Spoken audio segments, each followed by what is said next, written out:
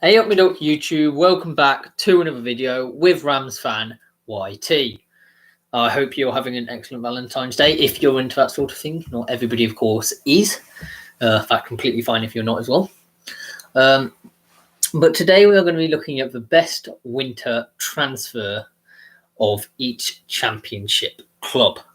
Not everyone's made one, but the ones which have I will be looking at. So we're going to start with Barnsley. We'll go through alphabetical order. And I'm going to go with Liam Kitching. Kitching had two loan spells with Yorkshire neighbours Harrogate Town during the 2017-18 and 2019-18-19 campaigns, helping Simon Weaver's side to promotion to the National League during his first stint at Wetherby Road. Capable of playing at the heart of defence or as a left-back, Kitching was recruited by Forest Green Rovers before making his Football League debut in a 1-1 draw at Walsall in August 2019.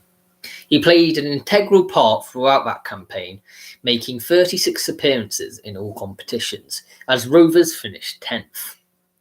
This term, or season, Kitching has featured 17 times under Mark Cooper, with the Green currently occupying an automatic promotion spot in League Two. I'm pretty certain they still are. Barnsley Football Club Chief Executive Officer Dan Murphy added, "We are thrilled to add another talented player to our squad. Liam's a player who has demonstrated his ability with a number of outstanding performances in the Football League." Valerian, the manager, knows of the characteristics that Liam possesses, and his arrival not only adds more quality to the team, but more healthy competition for places. I believe he will go on to be a great success at Oakwell, given time to gel. It's just, is it the best one to make in the winter as a patchwork one? Maybe not. Let me know about that down below if you're a Barnsley fan. For Birmingham City, I've gone with Sam Cosgrove. The former Carlisle United prospect fills a vacancy for cover striker in the Blue squad, and also comes within their budget. Cosgrove is similar in style to former England centre-forward Andy Carroll. That being, he's extremely physical. But what he has on his side is age, because he is still only 24 and has his time to make his way into the Birmingham first team group. Scott Hogan and Jude Kwizic are Karanka's first choice frontmen. At recording, I'm pretty certain he is still manager, although he's under increased pressure to get sacked. But he lacks depth in attacking areas of the squad, to be fair. Blackburn Rovers, I've gone with Jared Branthwaite. Jared Branthwaite boasts the technical attributes and robust temperament to flourish at the highest level. And without a doubt, I believe he can be an England international in the future. Former Scotland international Presley also praised Braithwaite's humility and intense work ethic. Jared was just 16 when I first saw him, but he immediately made a big impression on me. It was about 3 weeks into the tenure at Carlisle, and he was playing in the second team. He had so many quality attributes to become a top player. The truth is, I think he has got everything. He can pass the ball almost equally as good with both feet. He's a terrific footballer. That was Presley there. That's his words. And the Scot also outlined how Branthwaite's physical development will see him become an even more well-rounded defender. The thing is with Jared is he is actually very, very quick. For one so young, his heading is strong. Jared is different in that respect. He's very strong in the air. He has got a very good temperament too. He's one that can make a mistake and he doesn't let it affect his game. On to Bournemouth, I've gone with Ben Pearson. I know Preston fans are absolutely gutted about him. Just listen, go to Ben HD. He will just tell you how good as a Preston fan he is. But he's just a calming influence at times as well when he's on the ball. He always sniffs danger quickly. He sees things that are maybe going to cause a problem. But then he manages to sniff them out early, you see. And to be fair to him, he's probably a lot quicker than people give him credit for. He's that type of player where he can get to things really quickly and he's good on the ball. On the ball, he is so composed, his touch is faultless. His pressing and work rate is relentless, and that is what the best players do. Pearson can just slot in the midfield and boss proceedings, run the game, makes himself available for the ball, reads the danger, picks the right pass at the right time. When Pearson is at his best, he makes the game look such an easy thing. For Brentford, I've gone with Saman Ghoddos. He will bring attacking qualities in the final third. He is good in one-on-one situations and is a good crosser of the ball and makes very intelligent passes. Off the ball, he will really help them in their pressing game. He also has a personality and style of play that will work well with the group that they have there. Saman is a very skillful, talented player, and I am sure that Brentford fans will enjoy to watch him in action. Saman worked his way through the Swedish lower leagues before making his name under Graham Potter's Östersunds FK. He scored 10 goals with 7 assists during his debut season, helping the newly promoted OFK finish 8th in the 2016 Allsvenskan. Saman played a starring role during the following campaign, which saw OFK finish 5th and win the Svenska Cup. The attacker netted 8 goals with 7 assists in the league and scored 7 cup goals in as many games, including one in the final. He won the club's Player of the Year award, a prize he would pick up again the following season, and was voted the Allsvenskan Attacker of the Year. That cup win earned OFK a Europa League place, and Saman played in all 13 of Östersund's European games, scoring 4 goals on their run from the second qualifying round to the last 32 tie against Arsenal. Saman contributed 2 assists against the Gunners, as Potter's side eventually went out 4-2 on aggregate. A further 9 goals and 3 assists in 15 games came during the 2018 season before he moved to Amiens in August. That move followed Iran's World Cup campaign, where Saman played in all 3 of the group games in Russia. Saman netted on his league debut for Amiens, going on to finish the season with 4 goals and 4 assists in 27 outings. Last season saw him score once in 9 games at all competitions, taking his career tally up to 71 goals in 260 careers games.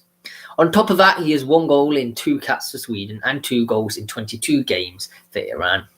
It looks like they've got a real hidden gem. That seems to happen all the time with Brentford, to be fair. For Bristol City, I've gone with Henry Lansbury, the former Forest and Villa player. Lansbury has developed a reputation as one of the Championship's most prolific midfield men. His best goal-scoring season to date came in the 2014-15 campaign, where he scored 11 goals. He has operated in the hole behind the striker, with the player needed to giving him license to roam free and create havoc, which, as a personal experience, I know that Chris Martin of Bristol City will enable him to do. Lansbury is one of the division's most creative forces, and his powers to unlock are highlighted when he waltzes through defences to snatch a goal. However, Lansbury can also mix it with the toughest of his division has to offer by putting a foot in.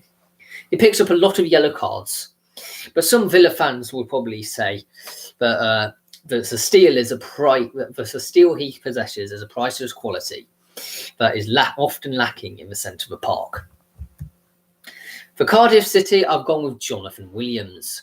Williams does not exactly fit the mould of the usual midfielder in the second tier of English football.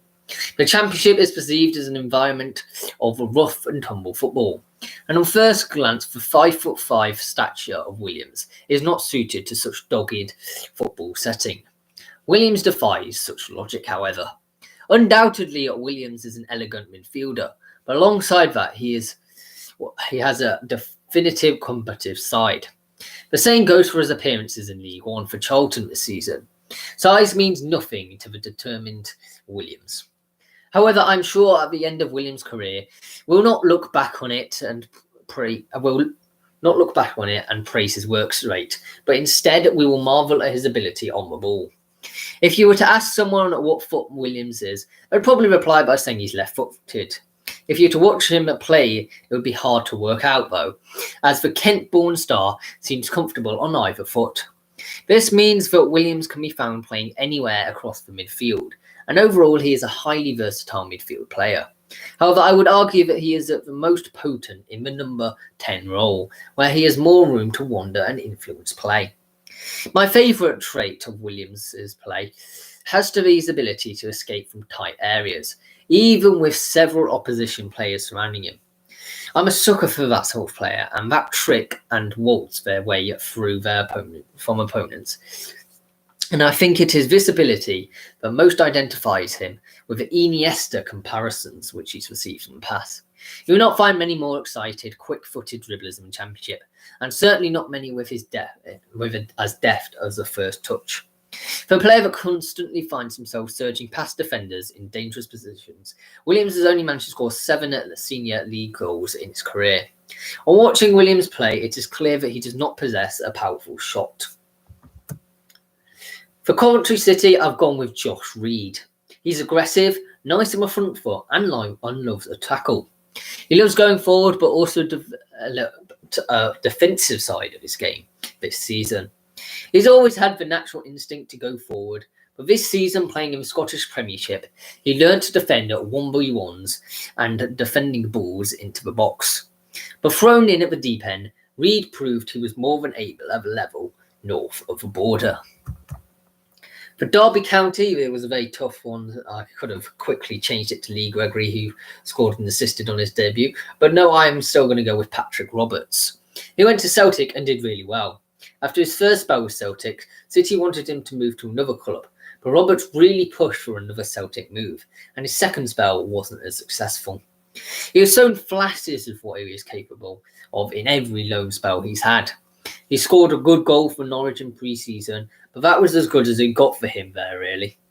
The thing is, he was really young when he signed for City, and he is still quite young now, despite the fact it feels like he's been around for ages.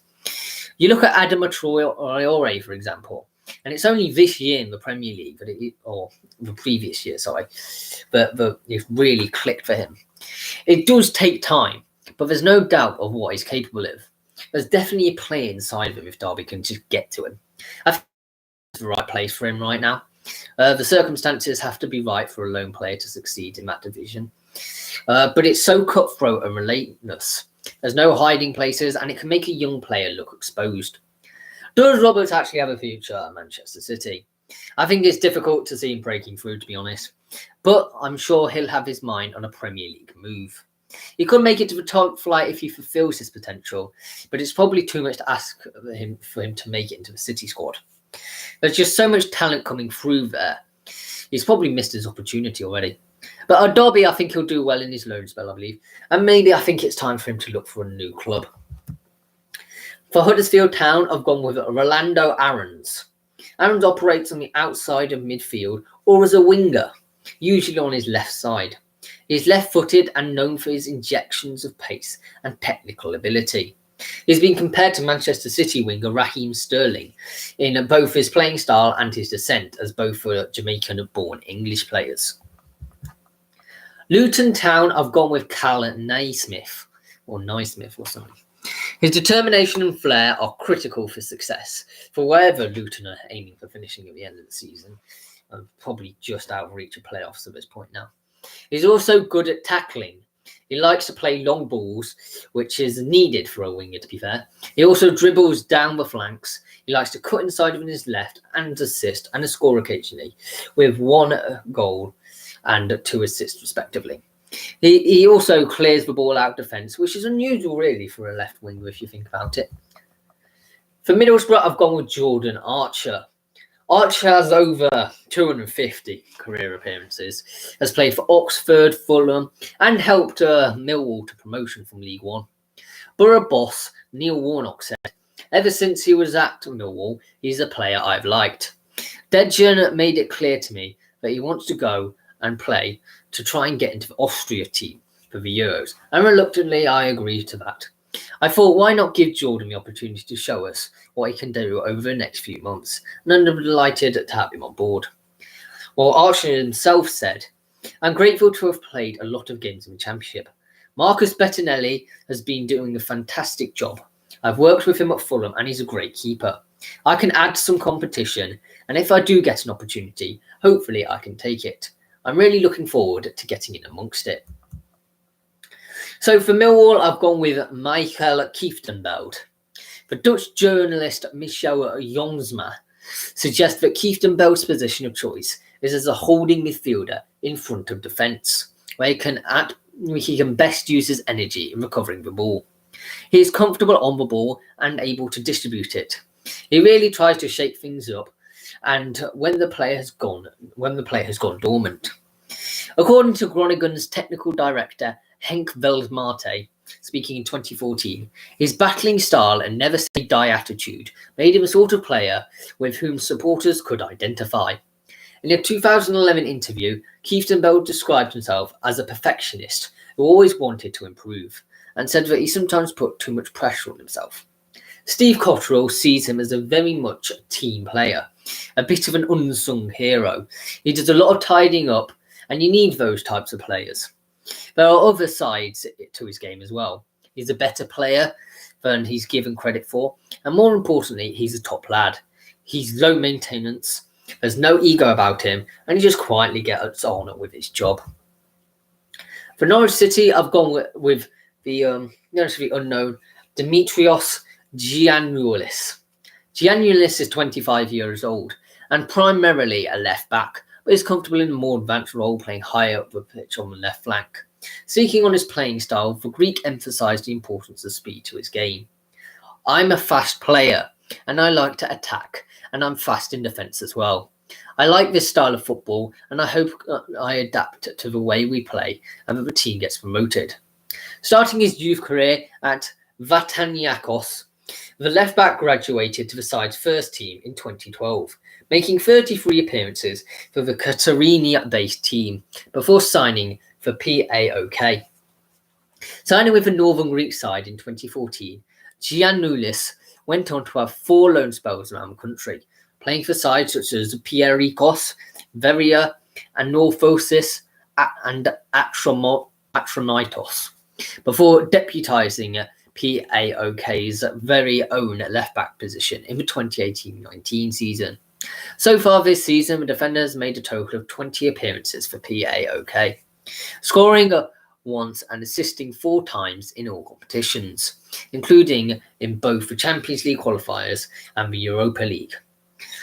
In his time with PAOK since 2014, Giannoulis has made 78 appearances for the Greek Super League outfit, where he scored twice and created 10 assists, even picking up a league title and Greek Cup winners medal in the 2018-19 season.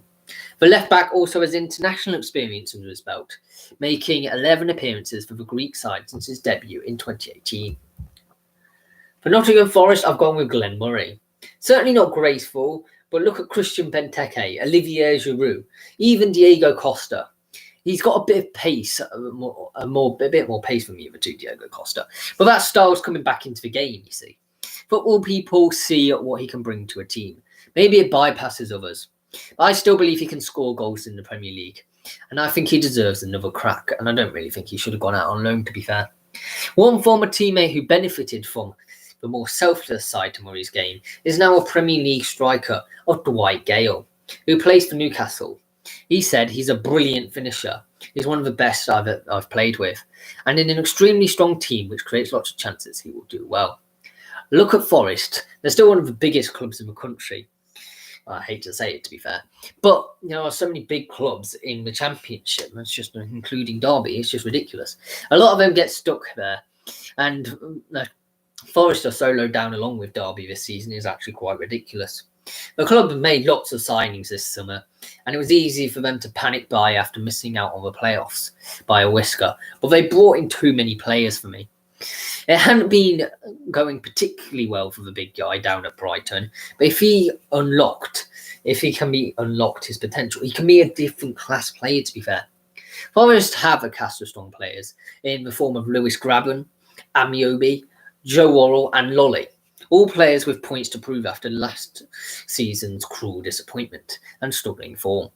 Murray has joined as to become one of the heart of their number. He has his own point to prove, I think, and I think Forest fans will be interested to see how he develops. Preston North End, I went with Ben Whiteman. Whiteman's natural playing style oozes quality. In fixtures so far this season, the central midfielder has displayed an impressive range of passing ability, as well as proving a natural finisher from range. The Doncaster man is one of the highest valued players. It was one of the highest valued players in League One, and would prove a welcome boost to the North End squad. He averages 21.39 forward passes per game, the most in League One. His positive movement of play suits Alex Neil's ambition.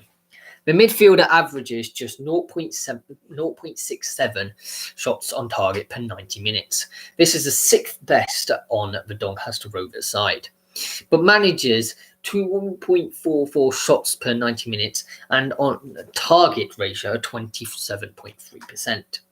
Preston fans will be more impressed, however, by his ability to score from distance.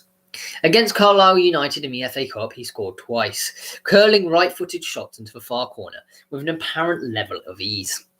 And versus Lincoln City, he played a quick 1-2 with his teammate, had a deft touch with his right peg before striking beyond Alex Palmer from outside the penalty area. For Queen's Park Rangers, I've gone for Geordie Device. I think that's how you pronounce it. I have previously mentioned Device in the League One's best starting 11. Go and check that out in my channel page if you've not already. He's a big physical defender, a very strong guy. When the team is under pressure, he can be very important, especially when a team is winning 1-0 and defending in the last minutes of the game. His defending is good under pressure. He's developed his play in possession recently too, so his passing is okay as well. And for more about him, go and check out that video. Reading haven't made a signing.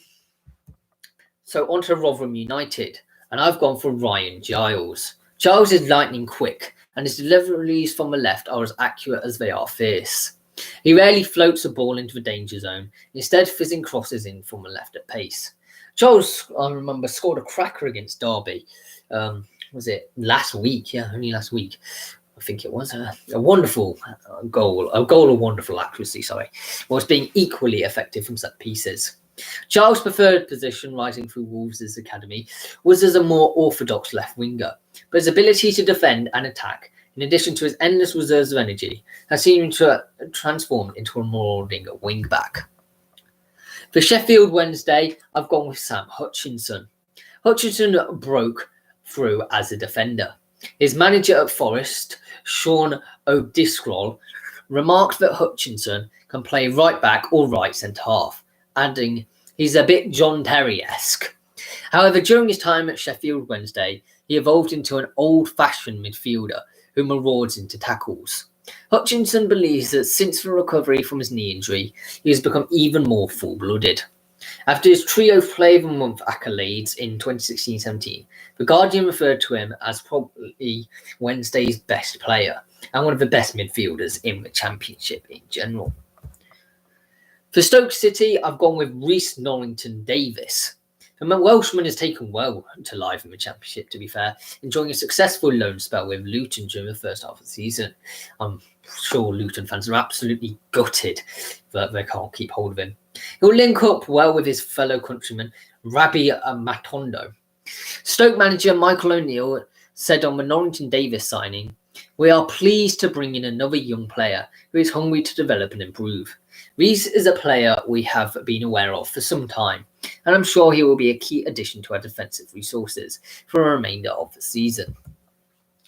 Swansea City, I've gone with Derby Academy graduate Morgan Whittaker.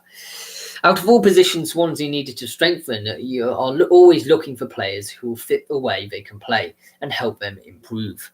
It's obvious to say with losing their two strikers, they could do with an attack-minded player, which Morgan is. To narrow it down to a position, I'd say he's probably a 9, to be fair. He's going to be a good player for them. You can see already in Derby's under-23s that he was a good player, which featured a number of times under previous Derby boss Philip Cocu last season, appearing in 16 games in all competitions. But he has been reduced to cameos under Wayne Rooney this term, last playing against Stoke in mid-December. But he's certainly a player to watch out for. For Watford, I've gone with Philip Zinkernagel. The versatile Danish winger slammed in 19 goals and supplied 18 assists as Bodo Glimt won their first ever Norwegian title by 19 points, scoring 103 goals in the process. His league season only finished the week before Christmas, so Zinkernagel is ready to just carry on where he left off, to be fair. His aggressive style of forward play will fit in Watford perfectly. He can play and contribute goals and assists and help the club go up to the Premier League if they manage to make it. The strikers at Watford will certainly look forward to playing with the Danish youth international, given his track record of creating chances. He can play on both wings or as a number 10. He's fast, an explosive winger with qualities in his feet. He has a good right foot and pretty decent with his left. He likes to dribble, to cross and to do a bit of everything in the attacking part of the game. I think he plays best on the wings, to be fair, and he doesn't really have a preferred side. Finally, I've got Wycombe Wanderers' Jordan Obita. His work rate partnered with natural fitness and stamina makes him a perfect water carrier on the wings. He also has good balance, enabling him to deliver crosses deep into the box. He also wins a lot of aerial duels, which contributes vitally in the defensive department, having won an average of 2 per game. He has a lot of passion and flair in committing fouls. Thank you very much for watching. Please subscribe if you're new down here. We do all sorts of football things every week, twice a week. Got a history of your club coming up, the penultimate episode, and we're doing it about West Ham United. So that will be on Thursday evening. And next week I'll do League Ones at best.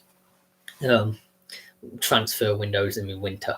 So hope you have a good Valentine's Day. I'm going to have a good birthday on the 16th of February. And I will see you on Thursday. Bye for now.